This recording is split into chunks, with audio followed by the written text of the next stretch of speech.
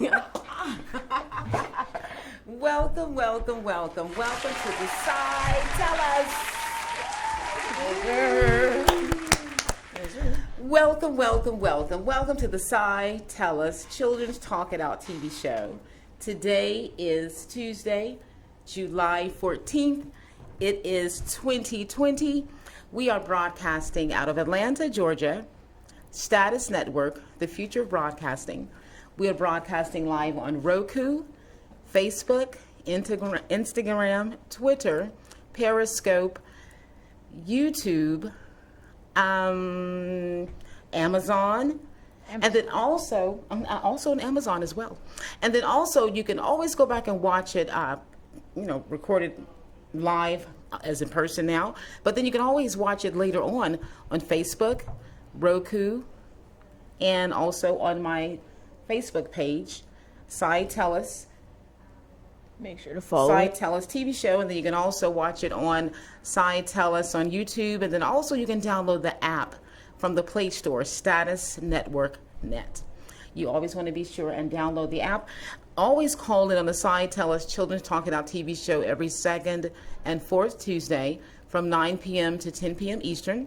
You want to dial 470-251-4343. Again, that's 470-251-4343.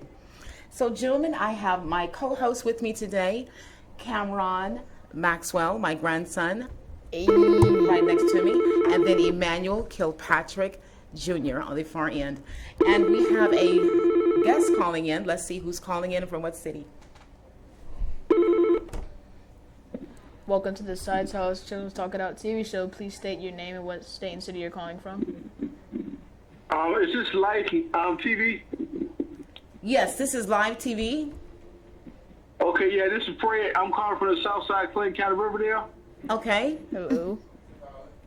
And? Yes, ma'am. First time calling y'all show. Oh, excellent. Thank you so much for calling the Side TellUs Children's Talk It Out TV show. Did you have a question for our gentleman today? Because today we're going to be talking about the National Memorial for Peace and Justice. That's a museum. No, I'm just calling in and trying to let my presence be known. Okay, and what was your name again? I'm sorry. This is Fred from the South Side, Riverdale, Georgia, Atlanta. Fred, okay, from Southside Riverdale. Thank you so much for calling in. We totally appreciate you for calling in and for watching. So how long have you been watching the show? I've been watching it for a long time. Hey, y'all on YouTube too, right? Yes, sir. We are on YouTube. Right now we're broadcasting live on YouTube on the Lyve TV channel. On YouTube, you look up Lyve TV, Lyve TV, and it's broadcasting live. That way you can watch it on your smart TV as well.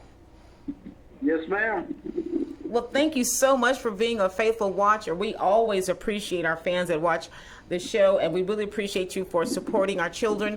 You know, the Side TellUs Children's Talk It Out TV show is about our youth and any topic of discussions that they want to bring forward. We always want our children to know and realize that they have a voice, and we have great discussions. We talk about any type of event, any type of cause, anything that our children are involved in. We're going to start bringing in people such as yourself. What do you do professionally? Yes, ma'am. No, I said, what do you do professionally? What type of work do you do? Oh, I just work at McDonald's. Hey, I got to run, man. I'm in the middle of something. Got you, ma'am. Okay, thanks for calling in. Well, we appreciate him calling in. He said he works at McDonald's. That's one thing about whatever's going on in our world, good, bad, happy, sad, we're always going to want to eat. Every job is always important. And what I was wanting to say is we're going to start bringing in different type of business people of different type of professions that have any type of really career. I want to start bringing them in so you guys can start discussing and allowing them to also be mentors for you and to discuss what type of professions they're in, what paths they had to take to get there. Have you guys thought about what type of jobs do you want to have once you become an adult? I either want to be I want to be a construction worker. Okay. So like an architect? Yeah, like that. Okay, an architect. And you, Manuel Jr.? A basketball player, an actor, and an entrepreneur. Okay, an entrepreneur. Great. Do you know what type of businesses you want to get involved in? Well, I actually already got one. Oh, excellent. And which business is that? It's a gaming one. Okay, it's a game? Gaming. Gaming? Okay. You want to explain that a little bit more for me? We do tournaments. And we are like a social media app. Okay, okay. Great. And see, that's something that I know you guys are young. You'll be in the, 7th grade this year? Yes. And then you'll be in the 8th grade, Cameron. Yes. And that's still not too young to start thinking about what type of careers you want to be involved in. So therefore, you want to start thinking about now what it's going to take, what type of further education you need, or special skill set training that you're going to need so you can begin to embark upon that career and accomplish that career. But today, as I said, we're going to be talking about the National Memorial for Peace and Justice. The National Memorial for Peace and Justice, which opened to the public on April 26, 2018, is the nation's first memorial dedicated to the legacy of enslaved Black people terrorized by lynching, African Americans humiliated by racial segregation and Jim Crow, and people of color burdened with contemporary presumptions of guilt and police violence. Now, this is going to be a topic that's very sensitive, but very much so needed to discuss. Were you guys even aware? I know, Cameron, you and I went a few weeks ago to the museum. Yes. Were you aware that that type of museum even exists before we went? And also, Emanuel Jr., were you aware that there's a museum that talks about the enslavement that our forefathers endured and being brought over here to America? Were you guys even aware that that type of museum even existed? There's a lot of museums like that. Okay, were you guys aware of that one that existed? And name another one that you're aware of as well. I forgot the name of the other one, but it's on Urban Avenue. It's a what, honey? I said I forgot the name of the other one. It's on Urban Avenue. Oh, it's on Urban Avenue? Okay, okay. And this is very, very important that we as a people and a culture and as human beings throughout the world, period, everyone needs to know about their culture and how they were brought over here to America and what they've all endured as far as different cultures of enslavement that were concerned. Now, work on the memorial began in 2010 when EJ staff began investigating thousands of racial terror lynchings in the American South, many of which had never been documented. EJ was interested not only in lynching incidents, but in understanding the terror and trauma this sanctioned violence against the Black community created. 6 million Black people fled the South as refugees and exiles as a result of these racial terror lynchings. Now, the Memorial for Peace and Justice was conceived with the hope of creating a sober, meaningful site where people can gather and reflect on America's history of racial inequality. EJ partnered with artists like Kwame Akoto-Bafu, whose sculpture on slavery confronts visitors when they first enter the memorial. Now, you're going to see several pictures in the background and different quotes and things and actual sentences that are little historical snippets of why some Blacks were killed basically just because they were Black. And these are just some of those photos that I took when we were there at the museum a few weeks ago, and then also a few of the photos you see in the background as well of some of the other historical facts that were on that site as well. Now, I also want to read further now. The memorial is set on a 6-acre site. The memorial uses sculpture, art, and design to contextualize racial terror.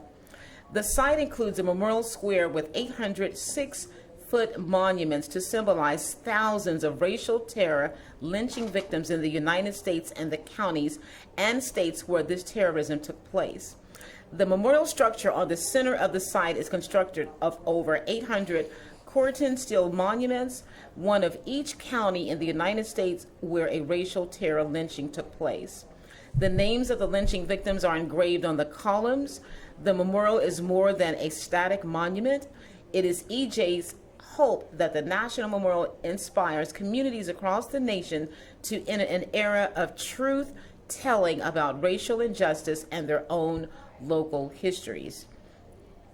Now, when a county's memorial monument is installed as a culminating feature of that community work and dialogue, we hope that it can represent the accomplishment of the work done so far and stand as a symbolic reminder of the community's continuing efforts to truthfully grapple with painful racial history, challenge injustice where it exists in their own lives, and vow never to repeat the terror and violence of that past.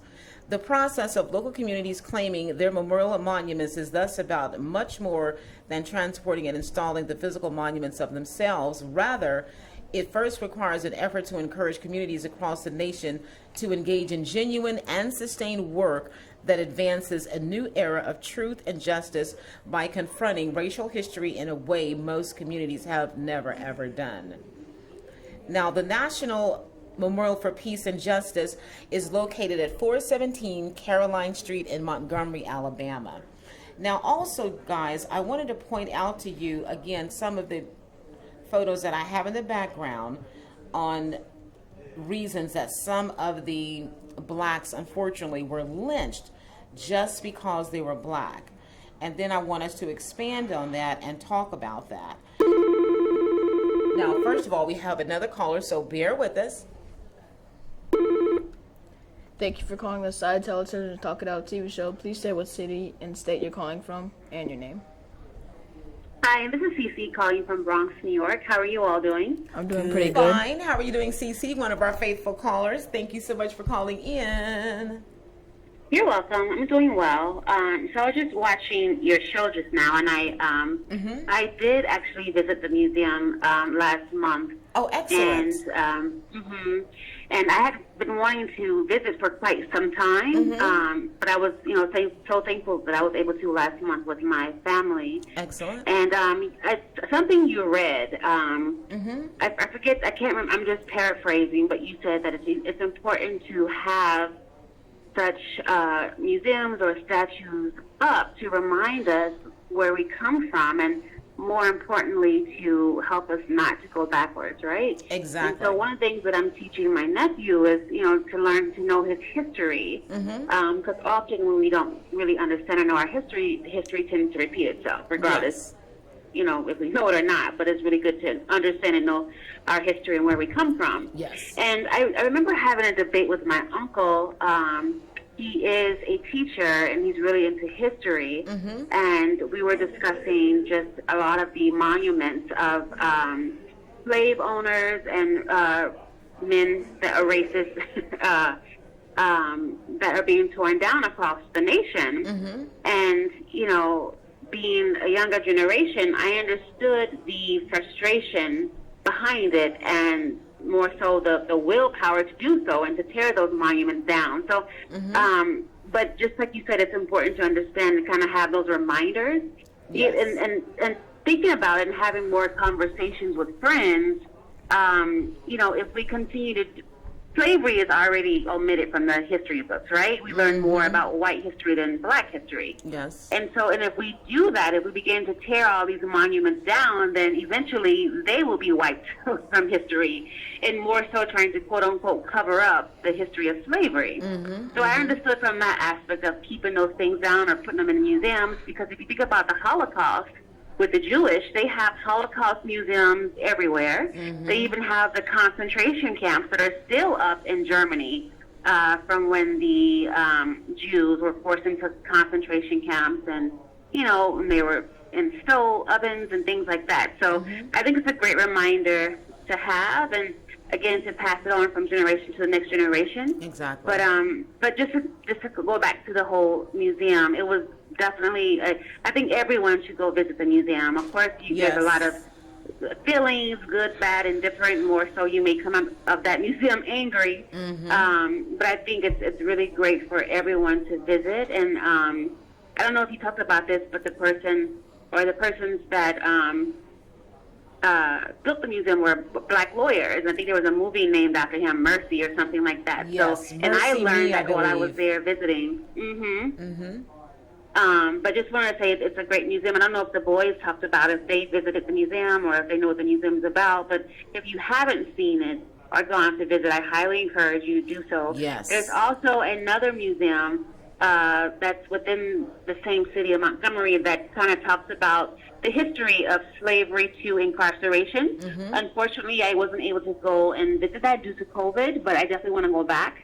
But that's really important as well. I think you touched on this maybe the last show or two before, Yes. where just imprisonment, just a modern day of slavery and It all of really the is. injustices. But It we is. just wanted to bring that up, and thank you again for having this platform. And it's really interesting to hear from our youth, the next generation, their thoughts about what's going on now. Exactly. So just want to say thank you for that. Oh, thank you so much for calling in, Cece. And I'm so glad you got a chance to visit the memorial and the museum. It was very, very heart-wrenching, and I became more emotional than I thought I would. It just tugged at my heart. I could just feel a minuscule amount of what I think they went through, just as far as the pain. My heart just ached just thinking about what they endured, just literally for being black. And I'm going to read some of the reasons why some of them were killed, unfortunately, just for being black. And again, we don't want to forget that. And again, unfortunately, we still are dealing with the modern form of slavery and the police brutality. And again, we as a nation, we need to speak up and vote, and they need to implement laws that don't allow chokeholds. I just can't even fathom that and imagine that. And they need to stop shooting without warning. Things like that. We talked about that about 3 or 4 shows ago. We've got to stop this form of modern slavery, which is in the guise of police brutality. And I see that some other cities have defunded the police and their crime rates have almost diminished.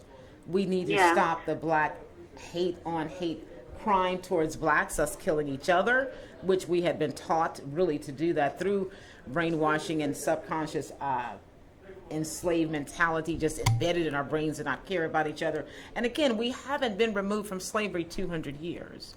So again, we are still healing, but unfortunately we're still suffering the effects of slavery. But I want to read some of these reasons why some of our forefathers and relatives were killed just because they were black.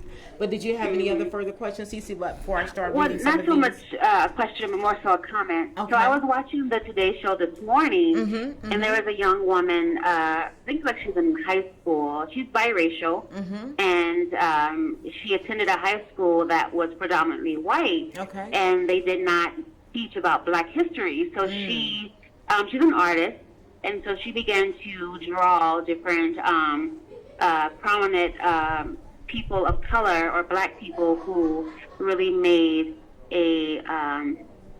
that were very prominent and important in our history.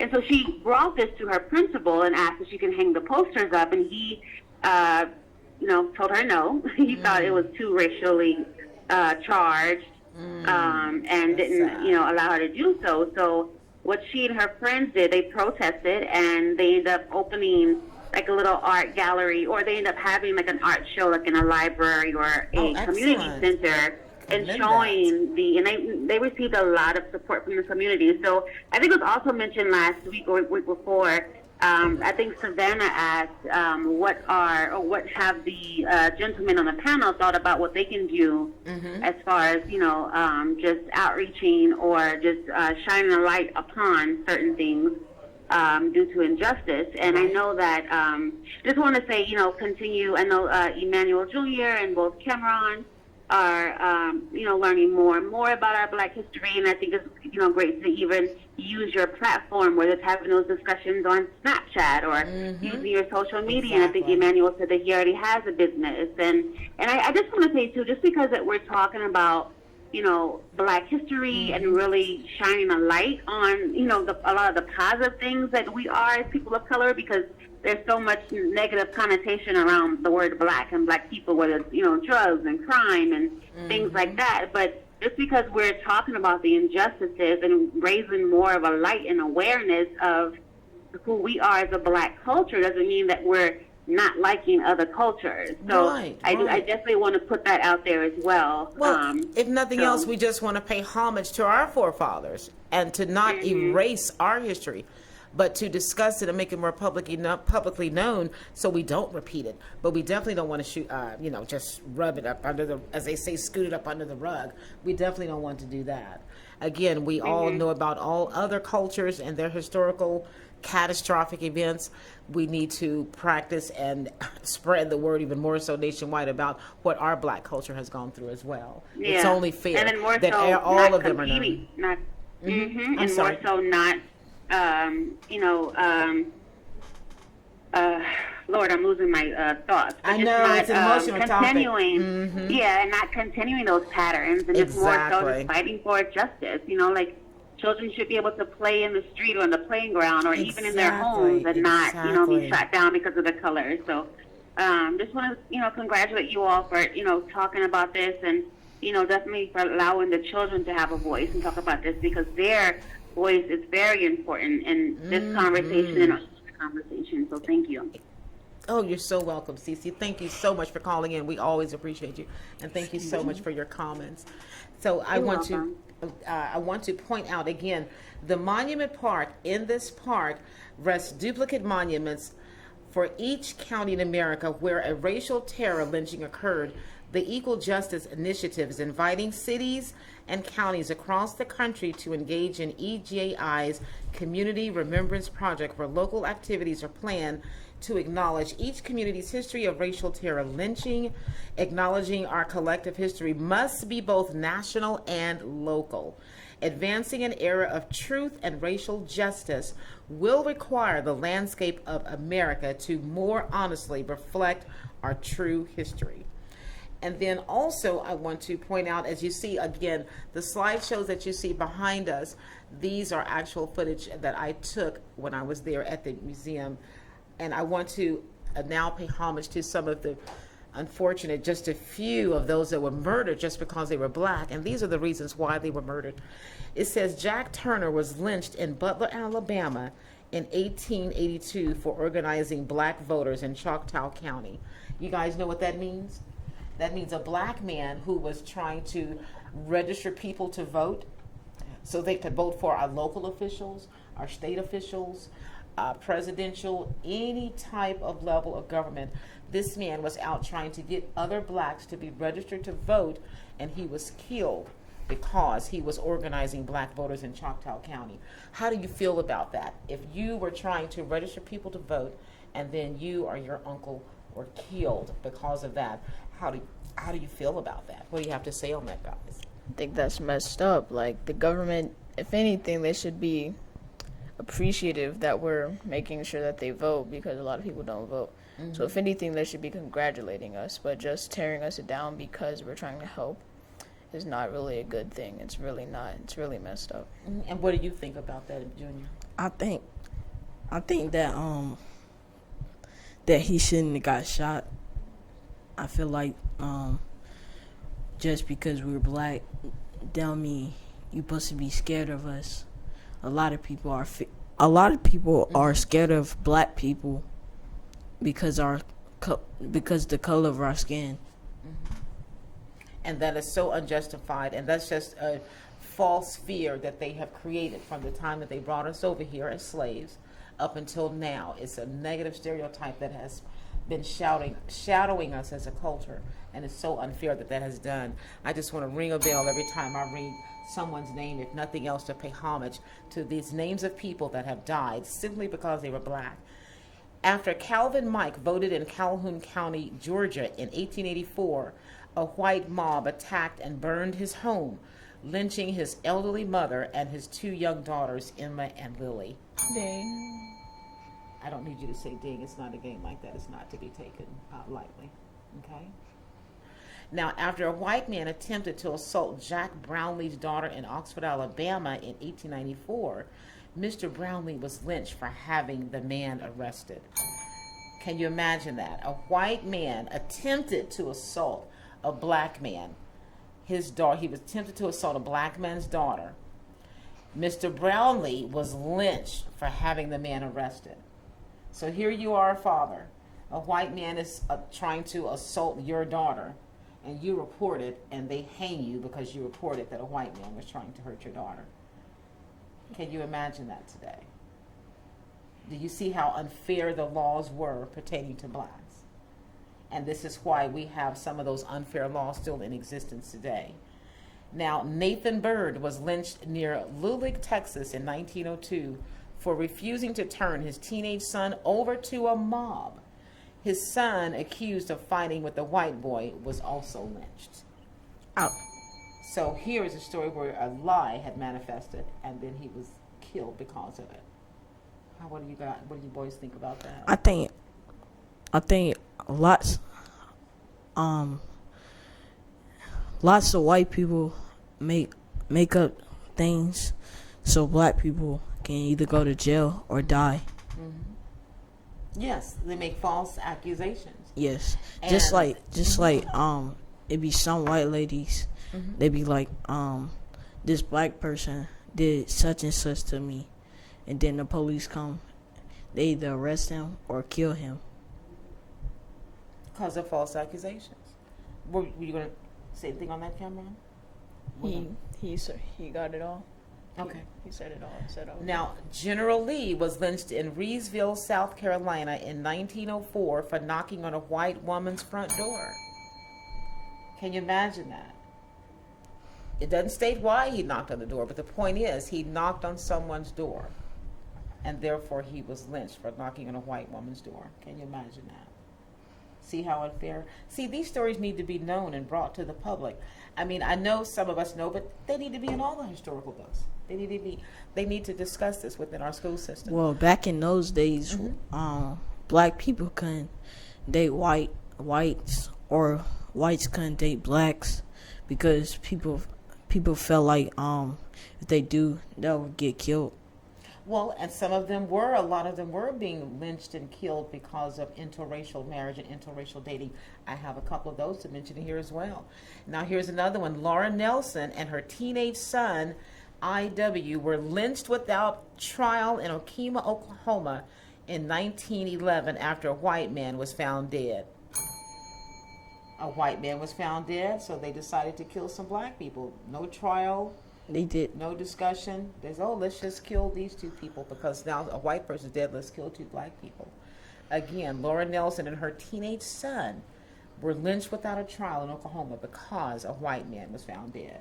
How unjustified is that? That was unfair because you don't just go around killing people. Just because someone else died. Exactly. Speak up. Put your mouth up to the phone. Talk to the camera. Put your mouth up there. Now, Anthony Crawford was lynched in Aberville, South Carolina in 1916 for rejecting a white merchant's bid for cottonseed. Someone made a bid on some type of product that they were selling. They rejected it.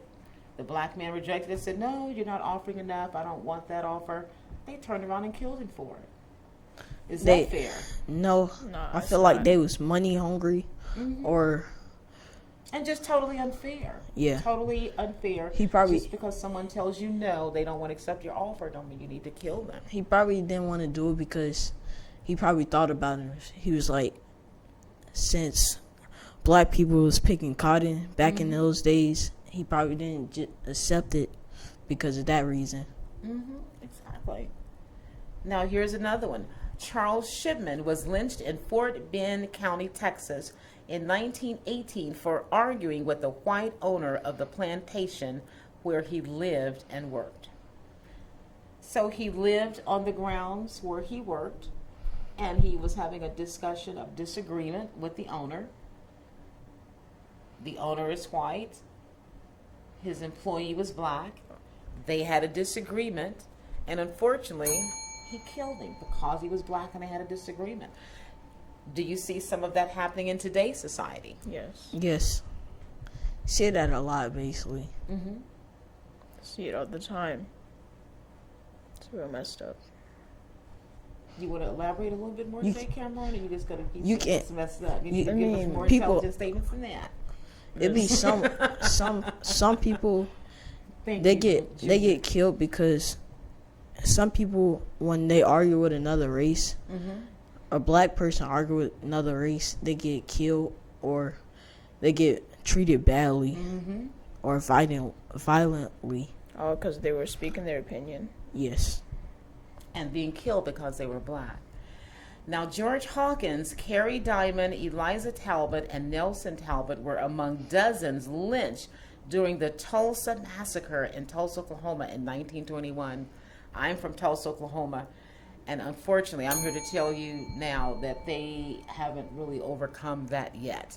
They're trying to bring themselves above and beyond, but you can tell that stigma, that negative cloud of depression and cowardness of the black community, in my opinion, still exists. They're just not treated fairly in that city. They haven't come together yet. They have not come together yet. Let me check a couple of comments on Facebook. I see we're getting comments here. Now it says, can the boys talk about, hold on. Can the boys talk about how they felt when COVID first started, having their freedom, ability to go to school, play outside, and partake in other regular activities such as going out to eat, going to friend's house, taken away from them, and that's a way to relate in some way to having no sense of freedom. How do you guys feel about that? Well, I still do most of my normal things. Normal Activities. routines. Yes. Mm-hmm. Yeah, I still do those things. I Okay. just be cautious. Oh, good. You're just more cautious because of the coronavirus. Yes. Excellent. Yeah. So you don't feel hindered and that in many things have changed. Not really, except for okay. like places to eat and like Like- places to have fun. Like doing physical things that you Yes. would go out to do. Okay, and you, Cameron? When it first happened, it just like canceled a lot of stuff that we could do, like just go outside as much. We couldn't do that. We couldn't go over friends' houses. We couldn't really do much of anything except for stay on the phone. And Okay, so you don't feel as though much of your freedom has been taken away now because of the coronavirus? Because that was the question. In essence, what we're talking about is how slaves were lynched and everything, and they really didn't have any freedom. And in connection with the coronavirus, as far as your freedom being taken away right now, how do you feel about that in comparison? it is kind of the same actually, because slaves weren't, black people a while ago weren't allowed to do much. It's not much different today, but we weren't allowed to do much. But with this coronavirus, it's limiting the amount that we could do, which is really similar to how it happened a while And it's ago. all people. Right. So how do you guys feel about some of your freedoms being taken away today because of the coronavirus? I don't really feel much. I'm kind of bummed It's not out. really sad to me. It's kind of. Because I'm you kind can't go of. to school, can't really have many sleepovers. Well, I'm actually won't really homeschooled, so- allow, but those like who do go to school, Yeah. and like you asked me the other day, could little Billy come over and spend the night, someone like that? And I told you no. So my point is, those are some of the freedoms that are being taken away. How do you guys feel about that? Kind of bummed out. Just bummed out that you can't really do as many things that you would usually do on a Some normal people, basis. most kids are actually missing school, want to go back. I'm not gonna lie, I'm one of those kids. I really want to go back to And school. when you say bummed out, let us not use slang. So explain what you mean when you say bummed out. What do you mean by that? kind of like puts your mood down, like Disappointing yeah, like disappointing or upsetting. that you can't go to the go-kart place, can't Yeah. go to Six Flags as much as we want. So you see how it has taken away a lot of our freedoms away from the coronavirus. Now, here's another one. Grant Cole was lynched in Montgomery, Alabama in 1925 after he refused to run an errand for a white woman. Elizabeth Lawrence was lynched in Birmingham, Alabama in 1933 for reprimanding white children who threw rocks at her. I can't even imagine. I feel like that's not fair because they was doing something wrong, and she got killed for that. Well, and it still didn't justify being killed. They were just throwing rocks. Again, Elizabeth was lynched in Birmingham for telling some white children to stop throwing rocks at her. She You was know, it's defending like her- kids are throwing rocks at me, and I'm like, hey, don't do that. No, I'm then saying all of a she- sudden, she I got get killed. killed because I'm wanting children to stop throwing rocks at me. And this is what's so sad. It's like you're All of- defenseless. All of these are unjustifiable. All of these are unfair. No one should be killed for any of these reasons that I'm reading here. And I feel like the dude that you said, he didn't have to do that for that person because everybody have their rights. Either they want to do something or not do something. Exactly. Everyone should have equal rights and choices and not be killed because of their choices and them not saying or doing something or speaking up on their own behalf.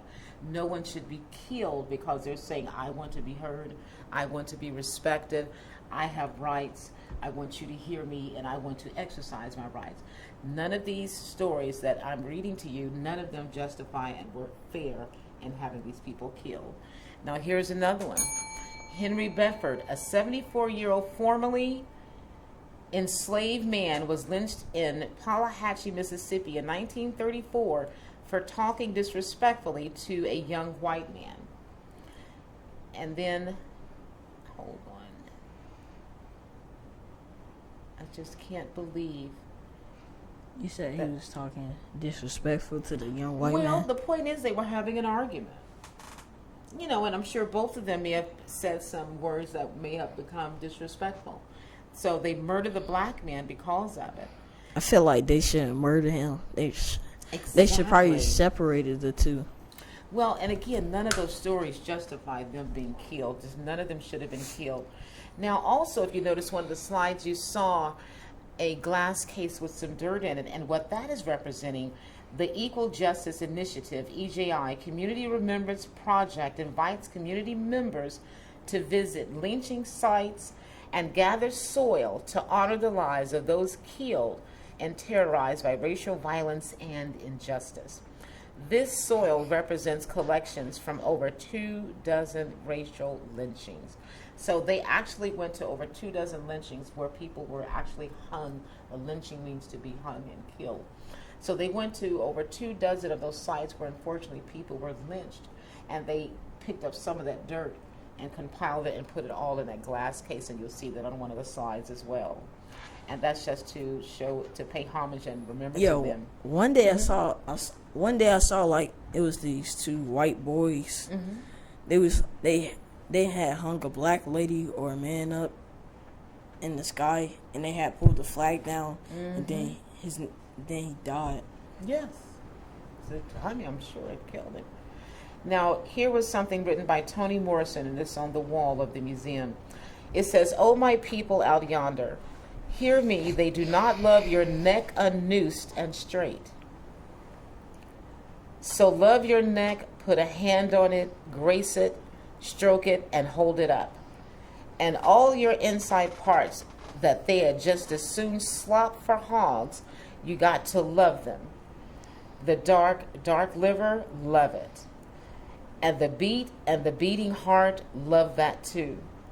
More than eyes or feet, more than lungs that they have yet to draw free air. More than your life-holding womb and your life-giving private parts. Hear me now. Love your heart, for this is the prize." Toni Morrison. And what that is saying is don't take anything for granted and love everything about yourself, every beating heart, every moving organism, every breath of air that you take. No matter what you look like, no matter what type of background we come from as a culture and as a black people, always love and respect yourself. Have a lot of self-pride, have dignity, spread the love amongst each other and amongst our culture, and we've got to lift each other up. Now, what do you guys think about a lot of, as we all know, Black Lives Matter, but what do you guys feel about the black on black crimes that you see committed every day in our cities and communities throughout this nation? How do you boys feel about that? Blacks killing each other in today's society in 2020.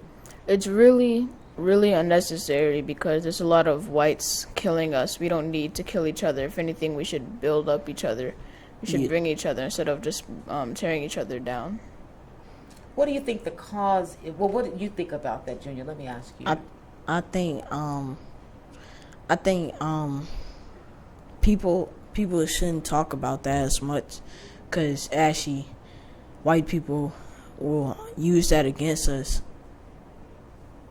But do you think we need to acknowledge it at all? Do you think it's a problem in our community? We can acknowledge towards black people, but not acknowledge towards white people, because they'll actually use it against us. Be like, oh, what about black and black crimes? What do you think about that, Caramel? Do you think we should not mention that, or do mention it, or what? It's a necessary topic to discuss because it's something that we shouldn't be doing. It's just as important as the white people killing the black people. We're killing each other, and that also needs to be heard. I understand your point, Junior, as you said, is we may not want to acknowledge it towards white people because they could use it against us.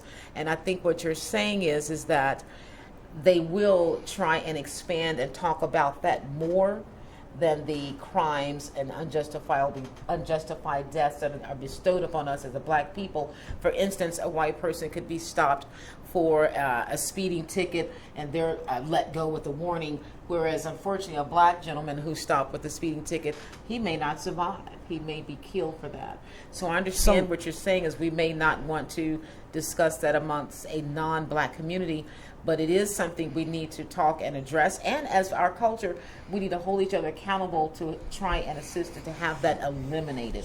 We should not be we shouldn't be killing each other, period, for nothing, unless it's literally in self-defense. Someone's trying to come into your home and rob you and shoot you. Other than that, killing is never an answer within any community, especially within our black community, especially amongst each other.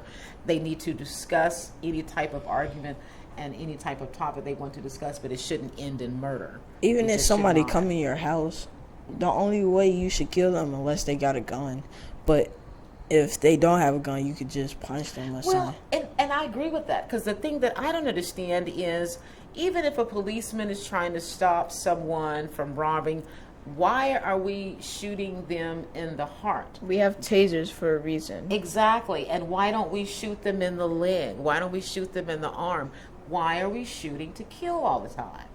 You should shoot to stop that person, not to kill that person. They probably shooting to kill because they feel threatened. They feel scared. And that's unjustifiably so, especially if you as a black person are running away. How do you feel scared? Because you're running away. You see what I'm saying? You're back. I'm talking about the police officer. I know it, but my point is, even if they did feel scared, because we see a lot of stories on there where they're killing black men and women that are running in the opposite direction. So here's the policeman, and here's the guy running away, and he's shooting at him. Why are you shooting at him and his back is facing you? Probably You see what I'm because he saying? black. That's exactly it. So my point is, these are all just unjustifiable killings. And we want to say hi to Valencia Stovall. Glad to see shows like this giving the youth a voice. Thank you so much, Valencia. We appreciate you for watching and commenting on that. And yes, we definitely want our young boys and our young children to have a voice. We definitely do. If he have a hoodie on, the police should definitely shoot him because they feel threatened when a black person have a hoodie on. And they do. And I know I read an article not too long ago where a mother gave some pointers on several things that she thought that her son shouldn't do because he's black, and wearing a hoodie unfortunately was one of them. And don't put your hands in your pocket, and whatever you go to the store. We talked about that a couple of shows ago when everyone was here. Yes. And but my thing is, Like, don't wear a do rag while you're driving. I feel like we should we should be able to do those things. exactly, you shouldn't have to curtail your lifestyle and not wear certain clothes Just or to survive. Well, just so you won't be negatively stereotyped to say, oh, here's a black person, they're doing something wrong, let's kill them, let's beat them up. You shouldn't have to do any of these things just because you're black. My point is, a white person, a Japanese, or a Mexican can wear a hoodie, but we don't want a black person to wear a hoodie. That's unfair. Any and everyone should be able to wear a hoodie, unless someone is totally threatening you and you feel endangered. Again, you still don't need to kill that person. You just need to try and protect yourself. And that just means to get away and not allow someone to harm you. It doesn't mean we need to kill every black person, and anyone for that matter, just because of whatever threat we feel or how unsafe we feel. It still doesn't justify anyone needing to be killed at all. I just disagree with that. So do you guys have any other closing words that you would like to have regarding the topic of discussion that we had today, as far as the Black Lives Matter, and then also as far as talking about the National Memorial for Peace and Justice Museum? Rest in peace to all those people that died, because when we went to that museum, there were only like a tiny proportion amount of those who were lynched and died. Those were only the ones that they found. And Lord knows that so many more people died, and I just want to say rest in peace to all of those people. God bless your soul. Same what he said, but I'm gonna say something else. I feel like they should go to like all the different states, travel all over the world, and make more museums like that. Yeah, they should, because it needs to be, there needs to more, then there needs to be more attention on that topic. It needs to be discussed more than it is. Exactly. Again, so that history won't repeat itself. But again, it is a history that needs to be told, and it needs to be brought in all of our public school systems. Again, all of the racial injustices that have been brought against all various cultures need to be heard, need to be given towards our children in the historical lessons, because every culture is important, and every historical event that they were enduring and their forefathers were unjustifiably killed, those stories need to be told. They need to be brought to our children in our school systems. I want to thank the gentleman. Go ahead, I'm sorry. Sorry to cut you off, but especially in all white schools, because they could be like, hey, it could be like one black person in the class and on Black History Day, and they could be like, hey, ain't you black? You could teach me about black history. And the black person probably would say, I don't know everything about black history, and the white person say, but you black though.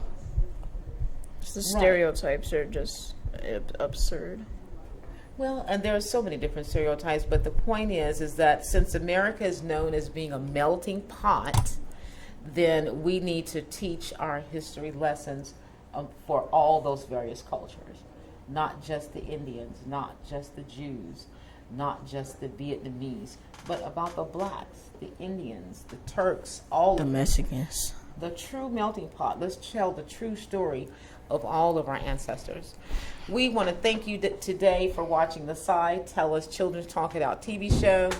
Thank you for tuning in. Again, always tune in every second and fourth Tuesday, 9 p.m. to 10 p.m. Eastern, where I have my co-host Cameron Maxwell, my grandson, and Emanuel Kilpatrick Jr. Again, thank you for watching the TellUs Children's Talk It Out TV show from Status Network, the future of broadcasting, out of Atlanta, Georgia. God bless. Thank you for your support, and thank you for tuning in. Have a good night. See you guys on the next show. Bye.